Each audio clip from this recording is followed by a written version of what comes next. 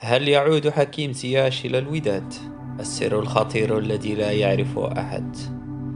انتبه جيدا، لأن ما سأخبرك به قد يغير تاريخ الكرة المغربية إلى الأبد. فجأة ودون سابق إنذار ظهرت تقارير مفاجئة تفيد بأن حكيم زياش النجم العالمي الذي أضاء ملاعب أوروبا قد يكون على وشك العودة إلى المغرب لارتداء قميص الوداد البيضاوي. لكن هذه ليست مجرد إشاعة عابرة، بل هناك أدلة صادمة تؤكد أن المفاوضات السرية قد بدأت بالفعل. المصادر الموثوقة تكشف أن زياش قد فسخ عقده مع نادي التحيل القطري بشكل مفاجئ، والسؤال الكبير هو لماذا الآن؟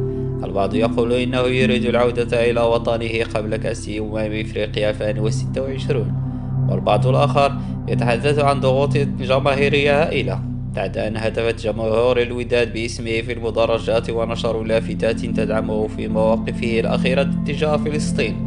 والأغرب من ذلك كله أن زياش نفسه قام بنشر فيديو للجمهور الودادي على انستغرام مع وضع رمز قلب. لكن ما لا يريدونك أن تعرفه هو أن هناك اجتماعا سريا سيعقد قريبا بين ممثلي زياش ومسؤولي الوداد، اجتماع قد يغير كل شيء. فسيتمكن الوداد من تحمل الراتب الفلكي لزياش، وسيوافق هو نفسه على خفض مطالبه المالية من أجل العودة إلى الدوري المغربي.